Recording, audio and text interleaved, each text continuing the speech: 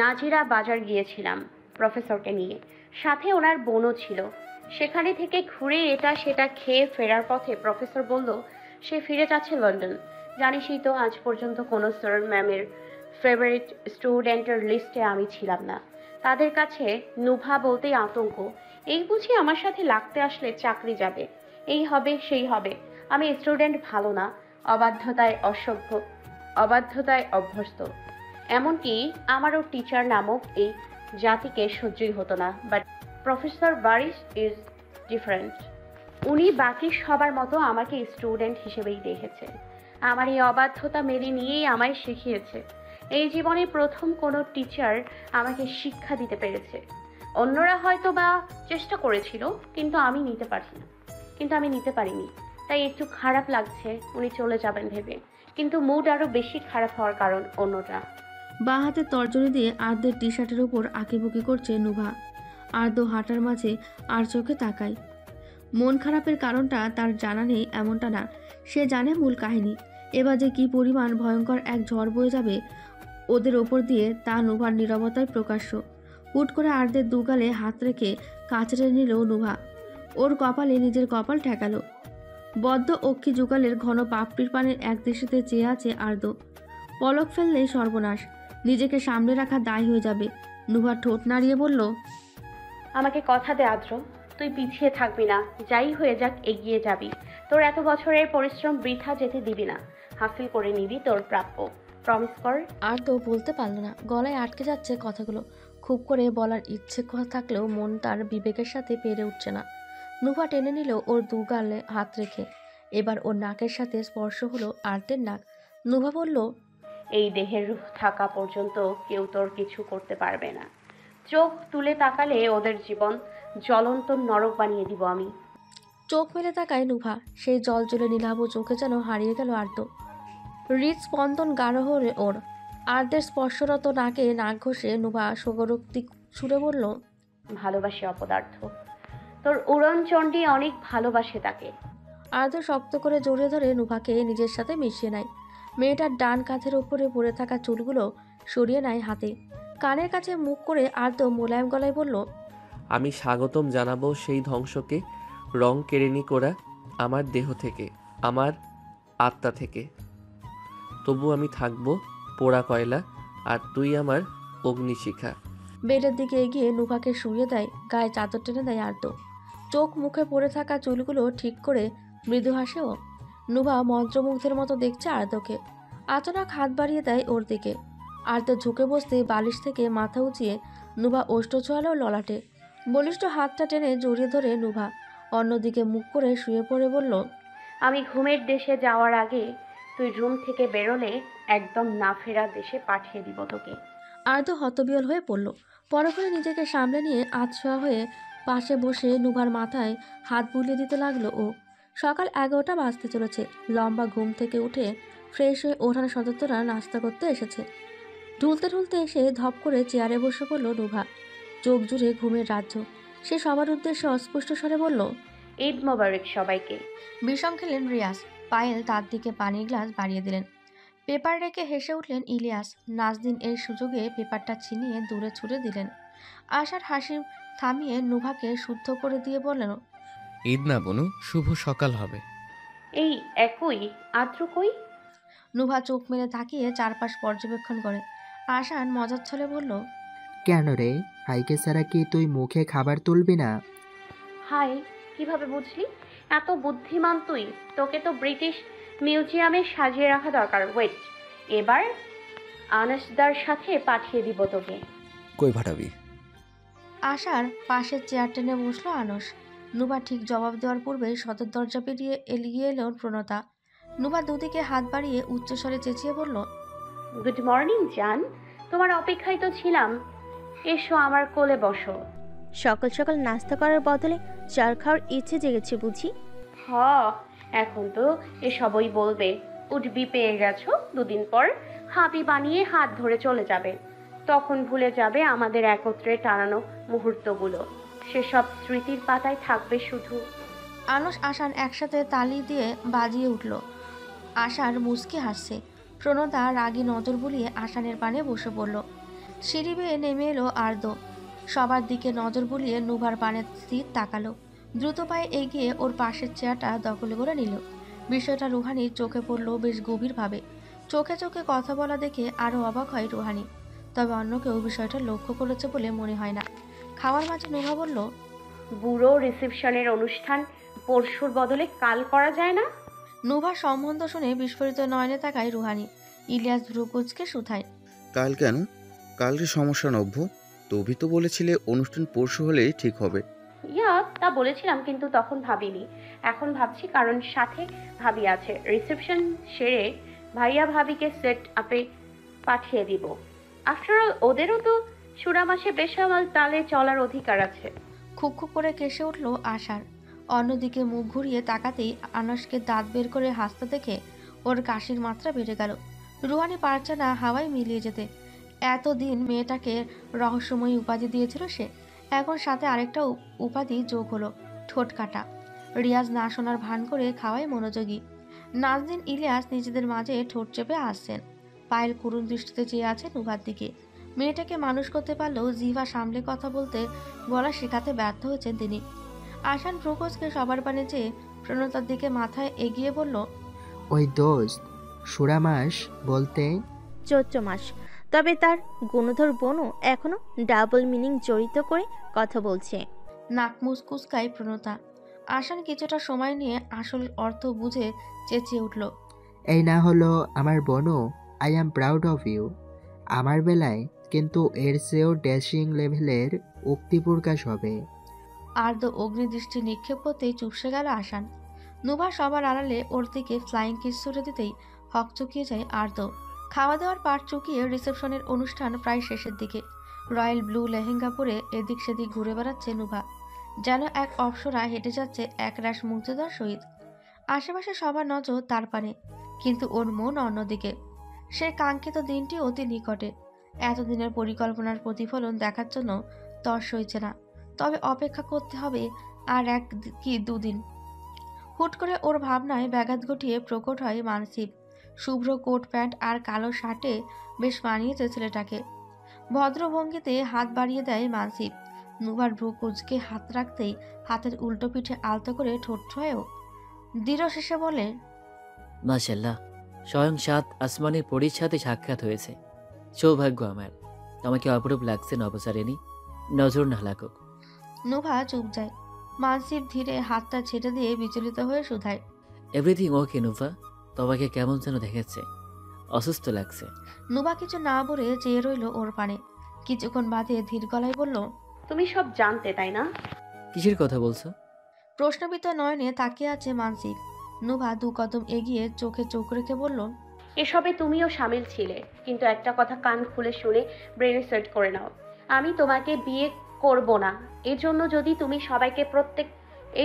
তুমি সবাইকে সত্যটা বলে নিজের পাল্লা ভারী করো, তাতেও কিছু আসে না আমার। তোমার আমার সম্পর্ক বন্ধু হতে ভাই বোন অবধি টানা যেতে পারে। রীতি স্বামী স্ত্রী নামে লেখা হয়নি। তুমি চ্যালেঞ্জ করছো আমায় নবচারিণী? ভ্রু নাচিয়ে তাকায় মানসিক। নুভা ওষ্ঠ বাঁকিয়ে আসলো। শ্লেষের সুরে বলল, এই বিষয়ে যে তুমিও জোর জবরদস্তি করবে না তা আমি জানি, তবে কাহিনী যাতে আদ্রের দিকে না যায়, তিল পরিমাণ চাহনি যদি ওর ওপর পড়ে, তাহলে আমি ভুলে যাব তোমরা কারা। মানসিক মুখে কিছু বলল না, শুধু হাসলো। দূরে থমকে দাঁড়িয়ে আছে রুহানি। সে এদিকটায় আসছিল নুভাকে তার কিছু বন্ধুদের সাথে পরিচয় করিয়ে দেওয়ার জন্য। এছাড়া আন্টি সমাজ অনুষ্ঠানের শুরু হতে হারিকেন জ্বালিয়ে খুঁজছে নুভাকে। রুহানি গোলক ধাঁধায় আটকে গেল। মনে মনে হিসাবে সমন্বয়গুলো তুলে নিল সে। আর তো নুভা মানসিক এই সমীকরণের জটিলতা আজ করতে পেরেছে রুহানি। কিছু একটা তো চলছে ওদের মাঝে, যা বাকিদের কাছে বদ্ধ পরিত্যক্ত এক রহস্য। কাঁধে স্পর্শ পেয়ে মেয়েটার ভাবনার মাঝে ব্যাঘাত ঘটল। আশা শুধায়, এখানে দাঁড়িয়ে আছো কেন? তোমাকে খুঁজছে সবাই, বাড়ি যাবা না? রুহানি চট করে সম্মুখে চাইল। অমনি হতভাগ ও। সে মানবই নেই, এমনকি জায়গাটার ত্রিসীমানায়ও নেই কেউ। নিজের বিস্ময়কর ভাবটা গুটিয়ে নিল মেয়েটা। মৃদুস্বরে বলল, নুভাকে খুঁজছিলাম, ওকে সাথে নিয়ে যাই। আমার কাজিনরা অনেক রিকোয়েস্ট করেছে, আম্মু আব্বু বলেছে ওকে নিয়ে আসতে। আশার এলোমেলো দৃষ্টি ফেলে মলিন সুরে বলল, আই এম সরি রুহানি, এই আবদারটা রাখতে পারছি না। অন্য কোনো দিন হলে নুভাকে বলা লাগতো না, ও তোমার আগেই চলে যেত সেই বাড়িতে। কিন্তু এখন হাজার অনুরোধ করলেও যাবে না। একটা সমস্যা হয়েছে। কি সমস্যা? ইতস্তত করতে করতে জিজ্ঞাসা করে রুহানি। আশা দীর্ঘশ্বাস ছেড়ে বলল, সে এক লম্বা কাহিনী, বলা শুরু করলে বাড়ি যাওয়া হবে না। তাছাড়া আজ আমার বলতেও মন চাইছে না, সরি। রুহানি মুখে উদাসীনতা এসে ভর করলো। আশা তাকে বলতে চাইছে না কারণ এটা গোপন খবর। কিন্তু আশার কি তাকে এখনো বিশ্বাস করতে পারেনি? যোগ্য ভাবছে না তাকে? বুকটা ভার হয়ে গেল মেয়েটার। অজানা কষ্টে চিনচিনে ব্যথা অনুভব হচ্ছে। এমনটা হচ্ছে কেন? আশা রুহানির হাতটা চেপে ধরে উল্টো ঘুরে হাঁটা শুরু হলো। আকস্মিক ঘটনায় কিছু বুঝে উঠতে পারল না রুহানি।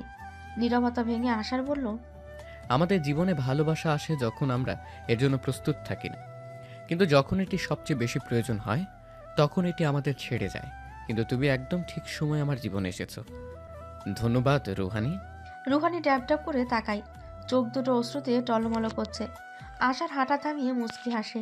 রুহানির চোখের পানিটুকু মুছে বলে, ট্রেলার বলে তোমাকে আসল সিনেমার সিন দেখার অনুভূতি থেকে বঞ্চিত করতে আমি ইচ্ছুক না। আপাত দৃষ্টিতে চোখে দাঁত দেখছো না, ভ্রম ধরে নাও আর সবর করো। দেখবে এতদিন মনের মধ্যে জন্মানো প্রতিটা প্রশ্নের উত্তর পেয়ে গেছো, যথেষ্ট প্রমাণের সাথে। সো প্লিজ আমাকে ভুল বুঝো না বউ।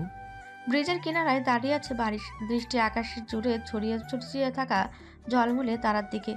আবহাওয়া ভালো বলেই বাড়ি থেকে বের হয়েছে সে। হঠাৎ কর্ণকুয়ারের সূক্ষ্ম শব্দ আসে। ঘাড় ফিরে তাকায় বারিশ, কিন্তু সেই সময়টুকুও পায় না।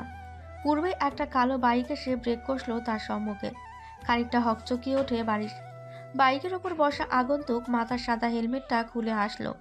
বারিশ ফোঁস করে নিঃশ্বাস ছেড়ে বলল, আচ্ছা, জন্মের পর কি ভুলবশত নার্সের কোল থেকে পড়ে গিয়েছিলে তুমি? আমার জন্মই হয়েছে ভুলবশত। অপ্রস্তুত হয়ে যায় বারিশ। নুভা বাইক থেকে নেমে শটান ভঙ্গিতে দাঁড়ায়। দুহাত উঁচিয়ে আড়মোড়া ভেঙে স্বাভাবিক কণ্ঠে বলল, ওনারা কখনো সন্তান নিতে চায়নি, কিন্তু আল্লাহ আমাকে গিফট করে দিয়েছে। So it's kind straight. এসেছেন দেখে খুশি হলাম। চোখ তুলে তাকায় বারিশ। চুপ করে দাঁড়িয়ে আছে নুভা। বাতাসে উঠছে কাজ ছেড়ে যাওয়া বাধা বিবর্ণে চুলগুলো। ঘন পাপড়ি বিদ্ধ নীলাভ অক্ষি যুগল জলজল করছে। নাকটা ফুলে উঠেছে নিঃশ্বাসের তালে। রক্তিম অষ্টদয়ের কোণে বাঁকা হাসি। বাড়ির শান্ত কণ্ঠে শুধালো, কেন ডেকেছ আমায়? হিসেবে তো তোমার রোহানিদের বাড়িতে যাওয়ার কথা ছিল। এত হিসেব করে চললে হবে? হয়তো অনেকে চলে, আমি পারি না। ডেকেছি একটা কারণে। পরনের ওভারসাইজ হুডির পকেট হাতিয়ে একটা কালো বক্স বের করে নুভা।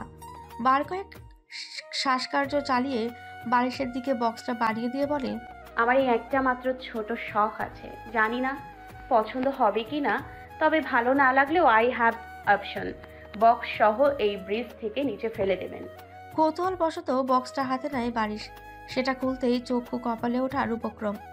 অবিশ্বাস্য নয়নে একবার নুভা তো আরেকবার হাতের বস্তুর পারে চাই বারিশ। শুকনো ঢোক গেলে বলে, ডায়মন্ড ওয়াচ। ছোট একটা গিফট। এই বছরে আপনি যা কিছু শিখেছেন তা বাকি 20টা বছরে কেউ শিখতে পারেনি। ধন্যবাদ আপনাকে প্রফেসর। বারিশ বিস্ময় ভরা নয়নে তাকায়। নুভার ওষ্ঠ প্রসারিত করে তাকিয়ে আছে তার পানে। চোখ মুখে অকৃতজ্ঞতার ভাব স্পষ্ট। বারিশ কিঞ্চিত সময় চুপ করে থেকে বলল, শখ বললে কেন? কারণ এটা আমি ডিজাইন করেছি। এবার অবাকে চরম পর্যায়ে পদার্পণ করে বারিশ কণ্ঠে অবাকের রেশ টেনে বলে, তুমি ডিজাইন করছো? নুবার ঠোঁট দুটো হাঁসের মতো ফুলিয়ে চোখের পলক ফেলে। খানিকটা বিরক্তি প্রকাশ করে বলে, এই একটা কাজই পারি স্যার, কিন্তু আপনার কথা শুনে মনে হচ্ছে ওটাও অন্য কারোর দ্বারা করিয়ে এনেছি শো অফ করতে। I'm sorry, I really didn't mean to. অজান্তে আবার কষ্ট দিয়ে ফেলেনি তো মেয়েটাকে? নুবা ওর বিচলিত ভাবটা খেয়াল করে শব্দ করে হেসে উঠল। ওর হাসির শব্দ শুনে বারিশ বোকা বনে গেল। হাসতে হাসতে বাইকে চলে বসে নুভা। হেলমেট পরে নিয়ে বলে, আপনার জন্য অ্যাডভাইস রইল প্রফেসর, আমার মতো মেয়েকে অযথাই বিশ্বাস করবেন না। এরা সিরিয়াস মোমেন্টেও মজার ছলে থাকে। মুখের ওপরের কাঁচ লাগিয়ে বাইক স্টার্ট দেয় নুভা। ঘাড় ফিরিয়ে বারিশের উদ্দেশ্যে ফের বলে, আমার মতো দ্বিতীয়টি পাবেন তো? ডান হাতে স্যালিউট দিয়ে খিলখিলিয়ে হেসে বাইক ছুটিয়ে চলে যায় নুভা। বারিশ ওর যাওয়ার পানে চেয়ে রইল কিছুক্ষণ। পরক্ষণে মুচকি হাসলো। 4 দিন বাবার বাড়ি থেকে কাল রাতে বাড়ি ফিরেছে আশা রুহানি। ঘড়ির কাঁটা জানান দিচ্ছে এখন সকাল 7টা। ঘুম থেকে উঠে ফ্রেশ হয়ে নাই রুহানি। আশার এখনও বেঘরে ঘুমাচ্ছে। এতটা পথ ড্রাইভ করে আসায় বেশ ক্লান্ত ছিল কাল। নিচে নেমে এসে কিচেনে উঁকি দিয়ে তাকায় রুহানি। মেয়েরা কাজ করছে। পায়েল দাঁড়িয়ে থেকে তাদের কাজ বুঝিয়ে দিচ্ছেন। হঠাৎ ওনার নজর আটকে যায় রুহানির পানে। তিনি হাসি মুখে বলেন, আরে তুমি এত সকালে উঠে গেছো মা? রুহানি হাসল। ধীর পায়ে কিচেনে প্রবেশ করে নম্র সুরে বলল, আজ তো সবাই দেখতে আসবে, তাই উঠে রেডি হয়ে নিচে এলাম। কে দেখতে আসবে মা? কেন, আত্মীয় প্রতিবেশীরা। পায়েল মুচকি হাসলেন। রুহানির গালে হাত রেখে আদুরে কণ্ঠে বললেন, কেউ আসবে না মা, তুমি গিয়ে ঘুমিয়ে পড়ো। আসবে না? এটা তোমার দাদির নির্দেশ। সকাল 10টার আগে কখনো আমাদের বাড়িতে মেহমান আসে না। বিকেলের দিকে আসবে তোমাকে দেখতে। রুহানি প্রশ্নবিদ্ধ নয়নে তাকিয়ে রইল। পায়েল কাজে হাত লাগিয়ে ফের বললেন, এই বাড়িতে অনেক আজব নিয়ম আছে, সবগুলোই নোভার জন্য বানানো। এই ধরো, সকালে তোমাকে দেখতে আসলো, মানুষজন আসলে বাড়িতে হইচই হবে, এটা স্বাভাবিক। সেই শব্দে যদি নোভার ঘুম ভেঙে যায় তাহলে বাড়িতে মানুষ আসা বন্ধ করে দেবে। এই নিয়মে কেউ 9টার আগে ঘুম থেকে ওঠে না, তবে আদ্র ব্যতিক্রম। সেই ফজরের ওয়াক্তেই নামাজের জন্য বেরিয়ে যায় ও। কাল রাতে দেরি করে ঘুমানোর ফলে আজ যায়নি। একটা প্রশ্ন করি আম্মু? এখানে জিজ্ঞাসা করার কি আছে? হাসলো পায়েল। রুহানি এগিয়ে যায় তার কাছে। কিছুক্ষণ মৌন থেকে কোমল কণ্ঠে শোধায়, নুবার কথা সবাই মানে কেন? মানে বাড়ির সবার মাঝেই একটা ভক্তি আছে নুবার প্রতি, তাই জিজ্ঞেস করলাম। পায়েল থমকালেন। মুখের হাসিটা সূক্ষ্ম হয়ে গেল। রুহানির উত্তরের আশায় চেয়ে আছেন। প্রায় অনেকক্ষণ বাদে পায়েল স্মিত হাসেন। বলেন, ব্যবসায়ের কাজে বিদেশ পাড়ি জমায় আমার দেবর রিয়াদ আর তার স্ত্রী প্রিয়াকে নিয়ে। নুভার বয়স তখন মাত্র 3 বছর। ছোট থেকেই বাবা মায়ের আদর থেকে বঞ্চিত হবে মেয়েটা। এ কথা ভেবে আমার শ্বশুর শাশুড়ি অনেক অনুরোধ করে যেন নোভার জন্য হলেও ওরা থেকে যায়, নয়তো ওকে সাথে করে নিয়ে যায়। কিন্তু ওরা নোভার কথা ভেবেও দেখেনি। সেই যে বিদেশ গেল আর ফিরে এলো না। নোভার দিন কাটতে লাগলো আমাদের সাথে। আমার খুব শখ ছিল মেয়ের, কিন্তু আল্লাহ আমাকে 3টা ছেলে দিলেন, তবুও আমি নিরাশ হইনি। তাই তো নোভাকে দ্বারা আমাকে মেয়ের মা হওয়ার সুযোগ করে দেন। কিচেন থেকে বেরিয়ে যায় পায়েল। পিছনায় রুহানি। দুজনে বসে ড্রয়িং রুমে থাকা আলিশান সোফায়। মেট 2 কাপ চা দিয়ে চলে যায়। পায়েল 1 কাপ চা তুলে চুমুক দেয়। রুহানি আরেকটা কাপ হাতে নেয়। পায়েল নিঃশ্বাস ছেড়ে বলেন, বাবা মায়ের জায়গা কেউ নিতে পারে না। সেই সূত্র মোতাবেক আমরা নোভাকে নিয়ে চিন্তায় পড়ে গিয়েছিলাম। মেয়ে যেন নিজেকে তুচ্ছ তাচ্ছিল্য অবজ্ঞা অবহেলা না করে, সেদিকটা খেয়াল রাখতে মুখিয়েছিলাম আমরা সবাই। ফলস্বরূপ প্রচুর পরিমাণে আদর যত্ন ভালোবাসার সাথে বেড়ে উঠতে শুরু করে নোভা। যদি সহজ ভাষায় বলি, ওকে অনেক আশকারা দিতাম আমরা, এখনও দেই। যখন যা চাইতো তাই এনে দিতাম। বড় হওয়ার সাথে সাথে চাওয়ার মাত্রা কমতে থাকে, তবে আমরা দেওয়া থামাতাম না। আমাদের এত স্নেহ আশকারা পেয়েও নোভার মাঝে হিংসা অহংকার লালসা জন্মায়নি, কিন্তু আমাদের অজান্তেই ওর মাঝে হিংস্রতার প্রকাশ ঘটে। ঘৃণা করতে শুরু করে ও নিজের আসল মা বাবাকে। রিয়াদ ও প্রিয়া জড়িত এমন কিছু জানতে পেরেছে যার জন্য ওদের চোখের বিষ মনে করে ও।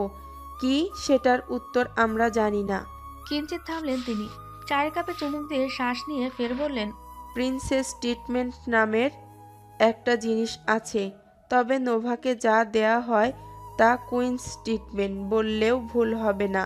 নাগের মণির চেয়ে সুরক্ষিত এবং সব কিছুর চেয়ে বেশি প্রিয় নোভা আমাদের কাছে।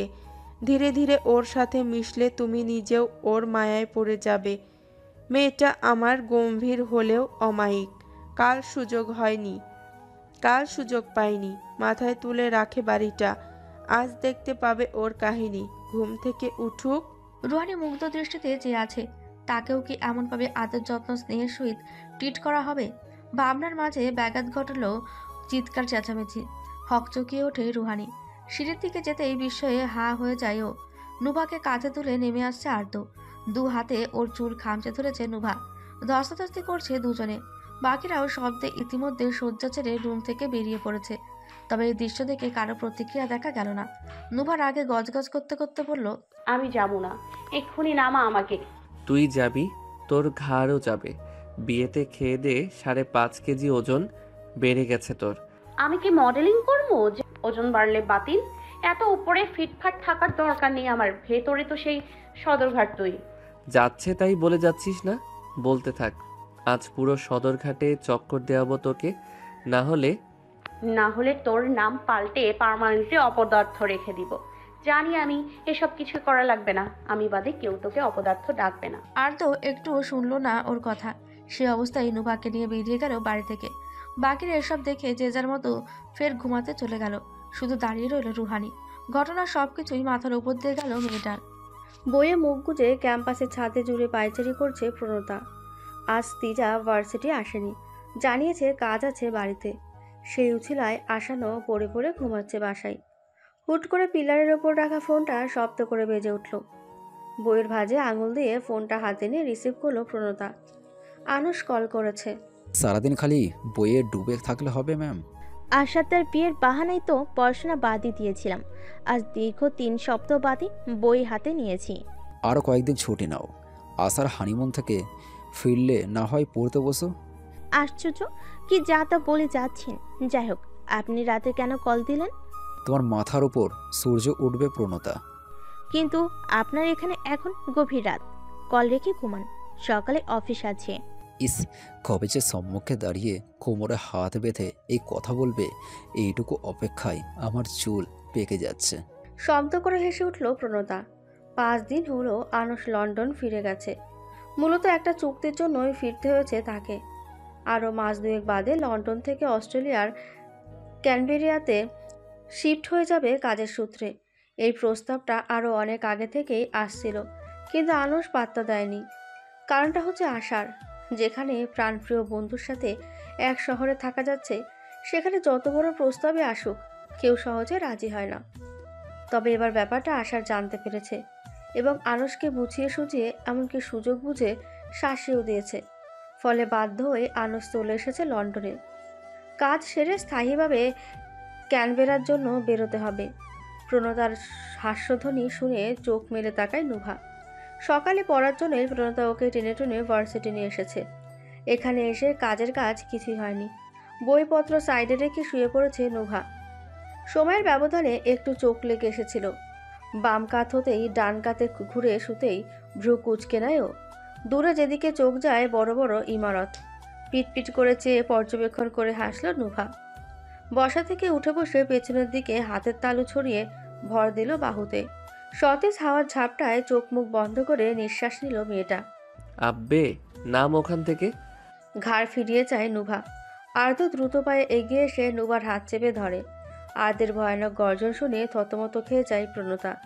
নুভাকে পিলার করে রেলিংয়ের ওপর ঘুমে ঢুলতে থেকে প্রাণ যায় যায় অবস্থা ওর। কল কেটে দৌড়ে এলো সে। ইতিমধ্যে আর্দ্র টেনে নুভাকে নামিয়েছে রেলিং থেকে। তবে ছাদের পাকায় না, বরং কাঁধে তুলে নিয়েছে। নুভা আর্দ্রকে জড়িয়ে ধরে ওর কাঁধে থুতনি রাখল। এবার বুঝি একটু ঘুমানো যাবে। আল্লাহর দুনিয়ায় ঘুমানোর আর জায়গা পেলি না তুই। এখন যদি ঢুলতে ঢুলতে রেলিং পেরিয়ে যেতি, তোর দেহ খান পড়তো নিচের মাঠে আর আত্মা চলে যেত আজরাইলের সাথে। রাগে হিসির শব্দ তুলে বকাঝকা করছে আদ্র, কিন্তু যাকে করছে তার সেদিকে তাল নেই। আর্দের কোলে বিন্দাস ঘুমে বিঘর নুভা। প্রণতা মাথা নত করে রিনরিনে কণ্ঠে বলল, সব আমার দোষ দা। জোর করে সকালে ওকে ঘুম থেকে ডেকে এখানে নিয়ে আসাই আমার ভুল হয়েছে। আমাকে থাপ্পড়ে এই পাটির দাঁত ওই পাশে পাঠিয়ে দেব। বেয়াদব মেয়ে, তোর কলিজা দেখে আমি অবাক। এই বান্দরকে ঘুম থেকে উঠিয়ে এখানে এনে পড়তে বসিয়েছে, এটা মহান কাজ। এখন বান্দর ঘুমিয়ে পড়ে যেতে নিয়েছে বলে দোষ তার। বলি কি, চর্চাপড়ের অভাব পড়েছে তোর? আর্দ্র অগ্নিদৃষ্টিতে তাকায়। প্রণতা ঠোঁট উল্টে কাঁদো কাঁদো সুরে বলে, আর হবে না। এই এই এই খবরদার, একদম কাঁদবি না। দোষ যার তাকে শাস্তি আমি দেব। সো তোর কেঁদে 8 নাম্বার মহাসাগর ভাসানো লাগবে না। ক্লাস থাকলে কর, নয়তো বাড়ি যা। রেলিংয়ের ওপর থেকে ব্যাগটা কাঁধে নিয়ে নুভাকে কোলে নিয়েই নিচে চলে গেল আর্দ্র। প্রণতা জামার হাতায় চোখ মুছে ব্যাগ নিয়ে ছাদ ছাড়ল। ড্রয়িং রুমে বসে আছে ওরহান সদস্যরা। রুহানি নতজানু, অজানা ভয় সংকোচ এসে ঘিরে ধরেছে তাকে। ওর ডান হাতটা শক্ত করে নিজের হাতের মুঠোয় নিয়ে আছে আশার। এতে কিছুটা স্বস্তি মিলছে। আশাটা ঠোঁটের কোণে হাসি, তবে হৃদস্পন্দন বেশ গাঢ় হচ্ছে। 4 দিন বউ নিয়ে ঘুরে ঘন্টাখানেক আগেই বাড়ি ফিরেছে ও। এসে ফ্রেশ হতে দেরি, আপদ আসতে সময় নেয়নি। পাশের সোফায় গম্ভীর মুখে বসে আছেন ইলিয়াস, নাজনীনের মুখভার। রিয়াজ পায়ের স্বাভাবিকভাবেই হালচাল জিজ্ঞাসা করছেন আগন্তুক দয়ের। এত বছর বাদে এ মুখো হয়েছেন, আবার নাকি চলেও যাবেন। যতদিন থাকুক খাতির যত্নের কমতি রাখা যাবে না। কথোপকথনের মাঝে ভ্রুম ভ্রুম শব্দ করে সদর দরজার সামনে ব্রেক কষল আর্দের কালো বাইকটা। একজন মেড গিয়ে দরজা খুলতেই গটগট করে প্রবেশ করলো আর্দ। ওর কাঁধে মাথা রেখে বন্ধ চোখে সমানতালে হাঁটছে নুভা। আচানক দাঁড়িয়ে পড়ে আর্দ। নজর স্থির হয়ে আছে সোফায় বসে থাকা অত্যাধুনিক ভদ্রলোক ভদ্রমহিলার পানে। পায়েল দ্রুত পায়ে এগিয়ে এসে নুভার বাহু ধরে ওকে আর্দের থেকে ছাড়িয়ে নেয়। ফলস্বরূপ চোখ খুলে তাকায় নুভা। ওর জলজলে নীলাভ অক্ষি যুগল দেখে থমকান ভদ্রমহিলা। নুভা অভিযোগের রেশ টেনে বলল, জানো বড় আম্মু, তোমার পোলা আমার এত সুন্দর ঘুমের 14টা বাজিয়ে দিয়েছে যে আমি আটকে ছিলাম। ভালো কথা, ও কি গাড়িগুলো ওভারটেক করতে পারতো না?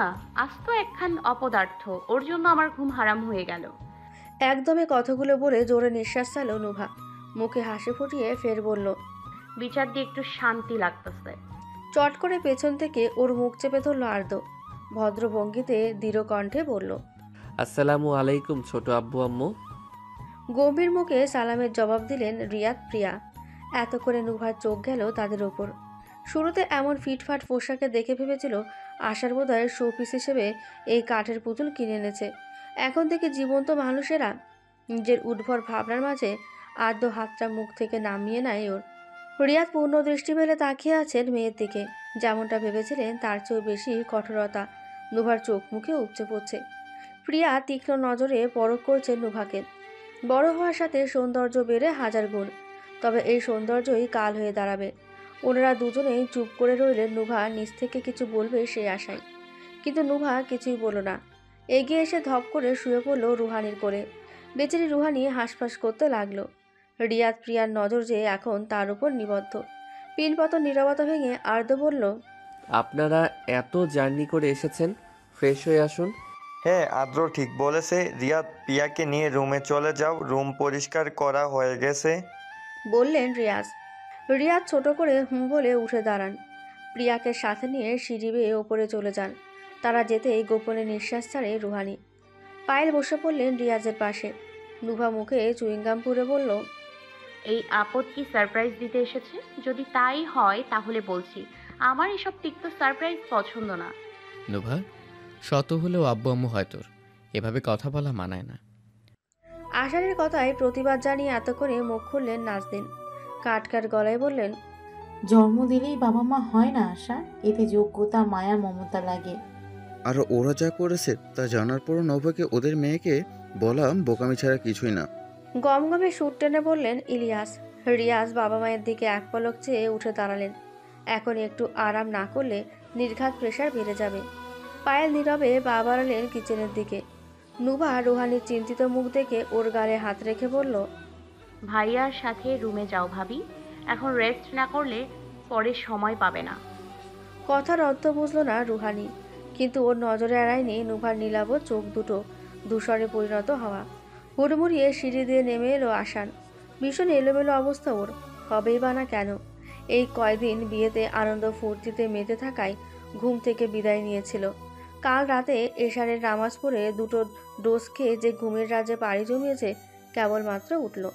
আশানকে তাড়াহুড়ো করতে দেখে আদ্র শুধায়, এভাবে দৌড়ে কই যাচ্ছিস? ভাই, কাল রাত ঘুমানোর আগে একবার কথা হয়েছিল তিজার সাথে। এতক্ষণে মেয়েটা কল তো দূর, একটা টেক্সটও দেয়নি।